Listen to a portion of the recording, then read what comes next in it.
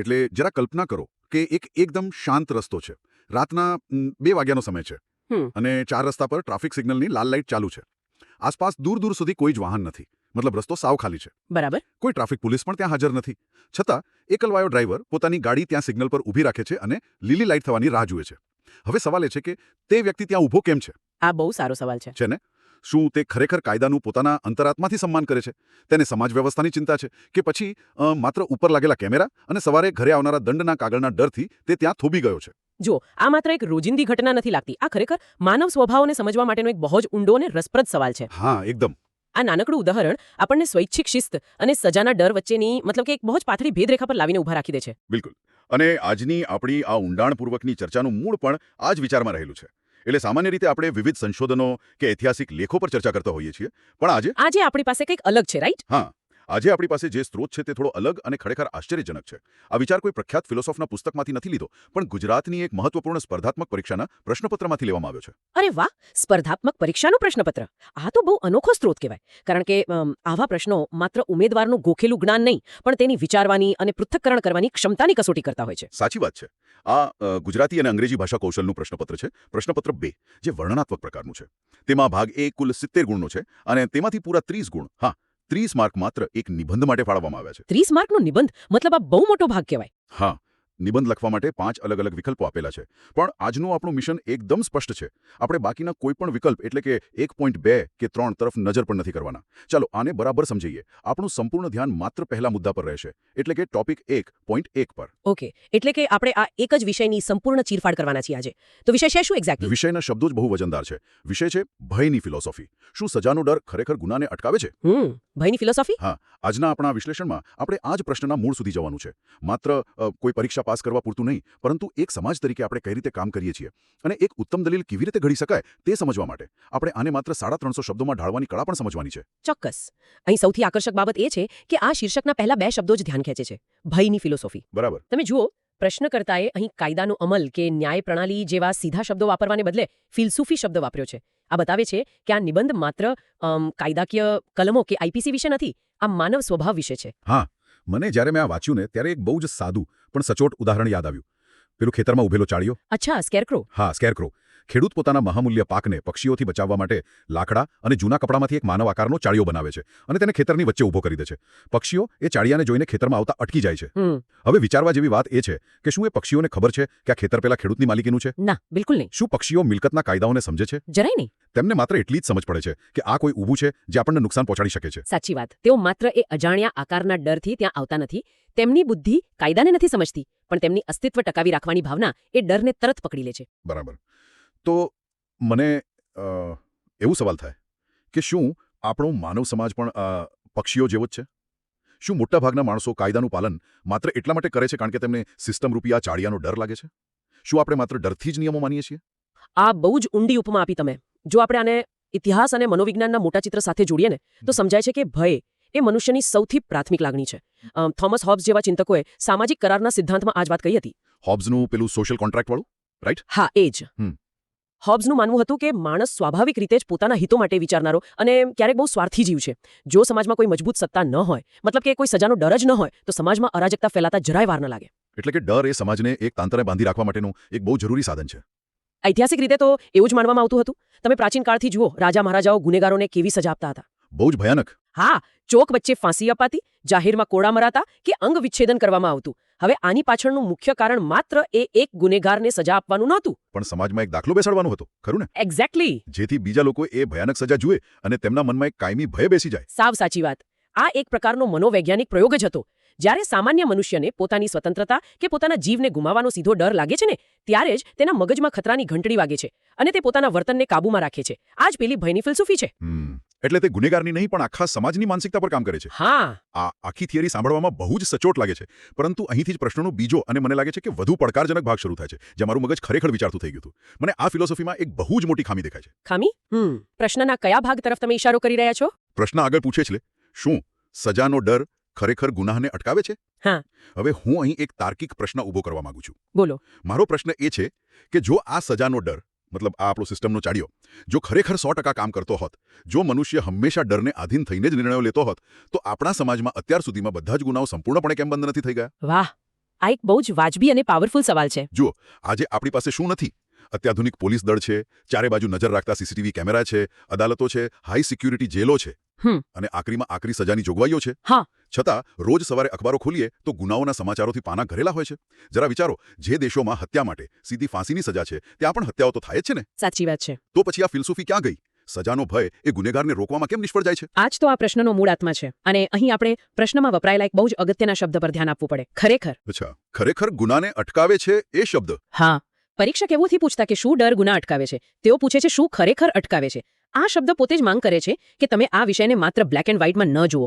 જો આપણે આને મોટા ચિત્ર સાથે જોડીએ તો સમજાય કે આ કોઈ એક તરફી જવાબ નથી માંગતો. એટલે કે આનો જવાબ સીધી રીતે માત્ર હા કે ના તો ન જ આપી શકાય. બિલકુલ નહીં. જો આપણે એમ કહીએ કે ડરથી બધા ગુના અટકી જાય છે તો તે વાસ્તવિકતાથી આંખ આડા કાન કરવા જેવું છે. અને જો એમ કહીએ કે ડરથી કોઈ જ ફરક પડતો નથી તો તે પણ ખોટું છે. બરાબર. આ સમજવા માટે આપણે માનવ મગજ અને ગુનાઓની પ્રકૃતિનું વિવેચનાત્મક વિશ્લેષણ કરવું પડે. ગુનાઓ પાછળનું મનોવિજ્ઞાન બધે એક સરખું નથી હોતું. આપણે તેને મુખ્યત્વે બે પરિસ્થિતિઓમાં વહેંચી શકીએ. કઈ બે પરિસ્થિતિઓ? પહેલી શ્રેણી છે પૂર્વ આયોજિત ગુનાઓની. જેમ કે મોટા આર્થિક કૌભાંડ, ઇન્ટરનેટ આધારિત ગુનાઓ અથવા લાંબા સમયથી વિચારીને કરવામાં આવતી છેતરપિંડી. હા, જ્યાં ગુનેગાર આખું ષડયંત્ર રચે છે, પોતાની ચાલ વિચારે છે અને પરિણામો વિશે અગાઉથી પૂરી ગણતરી કરે છે. બરાબર. આવા કિસ્સાઓમાં ગુનેગારનું મગજ ખૂબ જ ઠંડા કલેજે જોખમ અને ફાયદાનું ગણિત માંડતું હોય છે. તે વિચારે છે કે જો હું પકડાઈશ તો મને કેટલી સજા થશે અને જો નહીં પકડાઉં તો મને કેટલો મોટો ફાયદો થશે. Cost benefit analysis. હા, આવા કિસ્સાઓમાં જો કાયદો કડક હોય, પકડાઈ જવાની શક્યતા વધુ હોય અને સજાનો ડર મોટો હોય તો ઘણા કિસ્સાઓમાં તે વ્યક્તિ ડરીને ગુનો કરતા અટકી જાય છે. એટલે કે ગણતરીપૂર્વકના ગુનાઓમાં ભયની ફિલોસોફી કામ કરતી દેખાય છે. એ વાત ગળે ઉતરે છે, કારણ કે ત્યાં વિચારવાનો પૂરો સમય છે.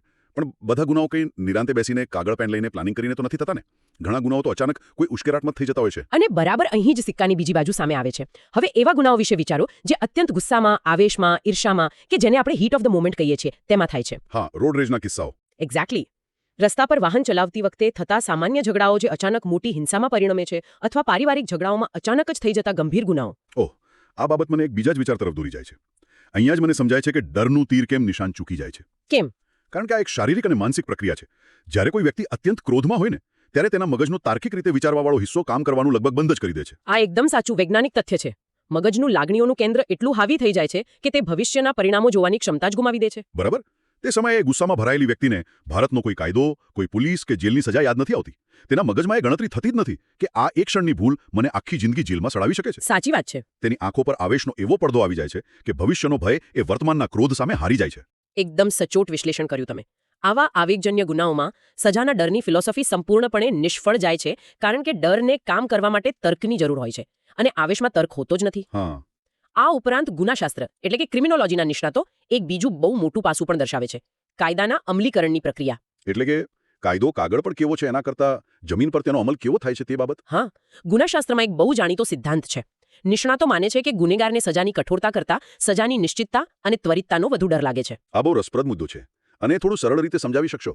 મતલબ આ સજાની નિશ્ચિતતા એટલે શું? એટલે જો કાયદામાં બહુ આકરી સજા હોય, દાખલા તરીકે કોઈ ગુના માટે આજીવન કેદની સજા હોય, હા, પણ જો દેશની ન્યાય પ્રણાલી એટલી બધી ધીમી હોય કે ચુકાદો આવતા 15 કે 20 વર્ષ લાગી જાય, Right. તો એ સજાનો ડર ઓસરી જાય છે. ગુનેગાર વિચારે છે કે 20 વર્ષ પછી જે થશે તે જોયું જશે. અત્યારે તો મારો ફાયદો થાય છે ને. અરે હા, જો મારે આ દલીલને આગળ વધારવી હોય તો હું કદાચ એવો તર્ક પણ રજૂ કરું કે ઘણા કિસ્સાઓમાં ગુનેગારને એવો ભ્રમ કે આત્મવિશ્વાસ હોય છે કે તે પોતાના પૈસા કે લાગવગના જોરે છટકી જશે. બરાબર છે. જ્યારે સિસ્ટમમાં છિંડા હોય, ભ્રષ્ટાચાર હોય, ત્યારે હું પકડાઈશ જ નહીં એવો અહંકાર કાયદાના ડરને ખાઈ જાય છે. બિલકુલ સાચું. એટલે કે ડર ત્યારે જ કામ કરે છે જ્યારે ગુનેગારને પૂરી ખાતરી હોય કે તે પકડાશે જ અને પકડાયા પછી તેને ઝડપથી સજા મળશે જ. જો નિશ્ચિતતા ન હોય તો કઠોરતા કોઈ કામની નથી. બાપરે, આખી ચર્ચા સાંભળીને મને સમજાય છે કે આ વિષય કેટલો વિશાળ છે. માનવ સ્વભાવ, ઇતિહાસ, કાયદાની મર્યાદાઓ અને મગજનું વિજ્ઞાન આ બધા જ તારે એક વાક્ય સાથે જોડાયેલા છે. અને એટલે જ આ 30 માર્કનો નિબંધ છે. હા, હવે વિચારવા જેવી વાત એ છે કે પરીક્ષા આપનારા ઉમેદવાર માટે આ કેટલો મોટો પડકાર છે. તેને આટલા વ્યાપક વિષયને માત્ર 350 શબ્દોમાં સમાવવાનો છે, એક વ્યવસ્થિત માળખામાં ઢાળવાનો છે અને એ પણ એક મજબૂત દલીલ તરીકે. આ જ તો સ્પર્ધાત્મક પરીક્ષાઓની ખરી કસોટી છે. તમારી પાસે જ્ઞાન હોય તે પૂરતું નથી, પણ તમે એ જ્ઞાનને કેવી રીતે ગોઠવો છો, કેવી રીતે તર્કબદ્ધ દલીલ ઊભી કરો છો તે સૌથી વધુ મહત્વનું છે. એક ઉત્તમ નિબંધ માત્ર માહિતીનો ઢગલો નથી હોતો, તે એક બૌદ્ધિક યાત્રા હોય છે. તો ચાલો આપણે આ બૌદ્ધિક યાત્રાના માળખાને સમજીએ. ધારો કે આપણે જ આ વિષય પર એક પ્રભાવશાળી દલીલ તૈયાર કરવી છે તો આ દલીલની શરૂઆત, તેનો મધ્યભાગ અને તેનો અંત કેવો હોવો જોઈએ? ઓકે, તો કોઈ પણ સચોટ લેખના મુખ્ય 3 આધારસ્તંભ હોય છે. સૌથી પહેલા આવે પ્રસ્તાવના. અહીં મોટાભાગના લોકો ભૂલ એ કરે છે કે તેઓ સીધા જ કાયદાઓ અને ગુનાઓની વાત કરવા લાગે છે. તો સાચો રસ્તો કયો છે? શરૂઆતમાં જ આપણે વાંચનારનું ધ્યાન કેવી રીતે ખેંચી શકીએ? પ્રસ્તાવનામાં સીધી જ ભયની ફિલોસોફી વ્યાખ્યાયિત કરવી જોઈએ. શરૂઆતમાં એ વાત સ્પષ્ટ થવી જોઈએ કે સમાજમાં કાયદો અને વ્યવસ્થા શા માટે અસ્તિત્વ ધરાવે છે. આપણે સમજાવવું જોઈએ કે ભય અને સામાજિક શિસ્ત વચ્ચેનો સંબંધ આદિકાળથી ચાલ્યો આવે છે. કાયદાનો ડર એ સમાજને અરાજકતાથી બચાવવા માટેનું એક પ્રાથમિક સાધન છે. આનાથી પરીક્ષકને તરત સમજાઈ જશે કે તમે વિષયના ફિલોસોફીવાળા પાસાને પકડી લીધો છે. બરાબર. એટલે કે આપણે પાયો મજબૂત કરી લીધો કે ડર કેમ અસ્તિત્વમાં આવ્યો. હવે આવે છે દલીલનો મુખ્ય અને સૌથી વિસ્તૃત ભાગ, જ્યાં આપણે પ્રશ્નની સૂચનાનું પાલન કરવાનું છે, યોગ્ય ઉદાહરણોનો આધાર લઈને. હા, અહીં માત્ર સિદ્ધાંતોની વાત કરવાથી કામ નહીં ચાલે. એટલે આપણે વાસ્તવિક દુનિયાના પુરાવા આપવા પડશે. એકદમ સાચું. આ મુખ્ય ભાગમાં આપણે દલીલના બંને પાસા રજૂ કરવા પડે. પહેલા એવા વાસ્તવિક ઉદાહરણો આપવા જોઈએ જ્યાં સજાનો ડર ખરેખર સિસ્ટમને ચલાવવામાં મદદ કરે છે. અચ્છા, એટલે અગાઉ આપણે ટ્રાફિકના નિયમોનું ઉદાહરણ જોયું, તેને જ આપણે અહીં વિસ્તૃત કરી શકીએ. હા, ચોક્કસ. આપણે વારંવાર જોયું છે કે જ્યારે હેલ્મેટ ન પહેરવા પર કે સિગ્નલ તોડવા પર દંડની રકમમાં રાતોરાત મોટો વધારો કરવામાં આવે છે, ત્યારે આપણે રસ્તા ઉપર એની સીધી અસર જોઈએ છે. અચાનક જ લોકો શિસ્તબદ્ધ થઈ જાય છે.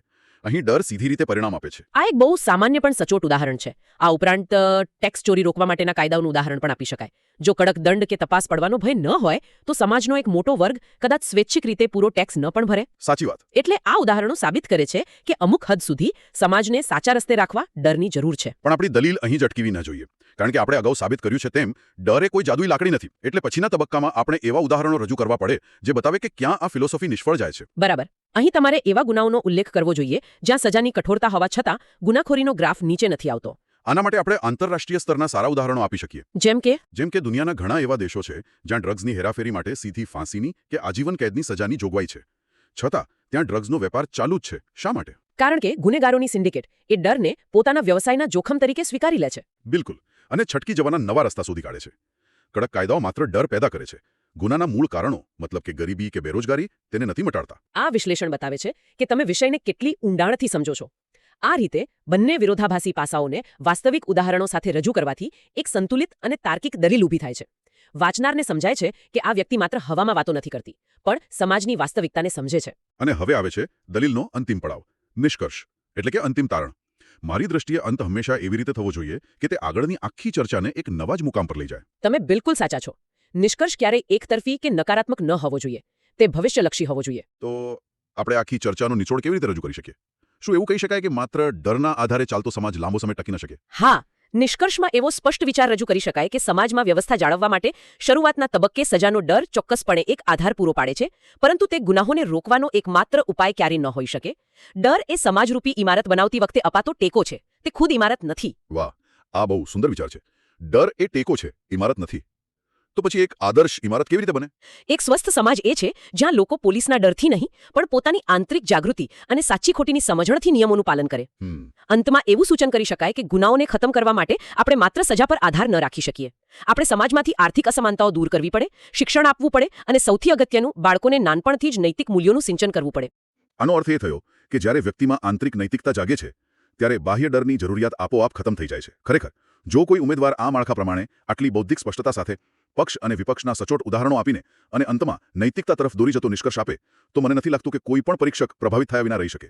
અને આ જ તો સાચી અભિવ્યક્તિની તાકાત છે, ખબર છે? એક સારું લખાણ માત્ર માહિતી નથી પીરસતું, તે એક નવો દૃષ્ટિકોણ આપે છે. 100% સાચી વાત છે. તો આજના આ ઊંડાણપૂર્વકના વિશ્લેષણને હવે આપણે સમેટી લઈએ. આપણે જોયું કે કેવી રીતે એક સામાન્ય લાગતા સ્પર્ધાત્મક પરીક્ષાના પ્રશ્નપત્રનું માત્ર એક વાક્ય, ભયની ફિલોસોફી, શું સજાનો ડર ખરેખર ગુનાને અટકાવે છે, એ માનવ મનોવિજ્ઞાન, ઇતિહાસ અને ન્યાય પ્રણાલી પર આટલી વ્યાપક ચર્ચા જગાવી શકે છે. હા, અને આપણે એ પણ જોયું કે ડર કેવી રીતે કામ કરે છે અને ક્યારે તે કામ કરવામાં નિષ્ફળ જાય છે. બિલકુલ. હવે દર વખતની જેમ આજની આ ચર્ચા પૂરી કરતા પહેલા એક અંતિમ વિચાર પર મનન કરવા જેવું છે. આ વિચાર આપણે સૌએ પોતાની રીતે આગળ વધારવાનો છે. જરા કલ્પના કરો, ભવિષ્યમાં ધારો કે આજથી 200 કે 500 વર્ષ પછી માનવજાત એટલી બધી વિકસિત થઈ જાય છે કે કોઈ એક એવો આદર્શ સમાજ બને. એક એવો સમાજ જ્યાં કડક કાયદાઓ કે કેમેરાઓને કારણે નહીં, પરંતુ લોકોની અત્યંત ઉચ્ચ આંતરિક સમજણ અને ઊંડી નૈતિકતાને કારણે કોઈ ગુનો જ ન થતો હોય. વાહ. લોકો એટલા જાગૃત છે કે કોઈનું ખરાબ કરવાનું વિચારતો જ નથી. જો ખરેખર એવો સમાજ અસ્તિત્વમાં આવે જ્યાં કોઈએ પોલીસ કે જેલની જરૂરત ન પડે, તો શું તેવા આદર્શ સમાજમાં આ ભયની ફિલોસોફીનું અસ્તિત્વ હંમેશા માટે ભૂસાઈ જશે? આ બહુ ઊંડો વિચાર છે. શરૂઆતમાં આપણે પેલા ખેતરમાં ઉભેલા ડરાવણા ચાડિયાની વાત કરી હતી ને, તો શું એ ચાડિયા વિનાનું ખેતર ભવિષ્યમાં ક્યારે સુરક્ષિત રહી શકશે? શું ડર વગરનો કાયદો, ભય વગરની સામાજિક વ્યવસ્થા ખરેખર ક્યારેય શક્ય છે ખરી? શું મનુષ્ય ક્યારે પોતાના અંદરના ડરને કાયમ માટે તિલાંજલિ આપી શકશે? આ સવાલના જવાબ કોઈ પુસ્તકમાં નહીં મળે. તે આપણે જાતે જ વિચારવાના છે. આ સવાલ સાથે આજની આપણી આ ચર્ચા અહીં જ વિરામ લે છે. વિચારતા રહેજો. તમારો અમૂલ્ય સમય આપવા બદલ ખૂબ ખૂબ આભાર. આવજો. જોવા બદલ આભાર.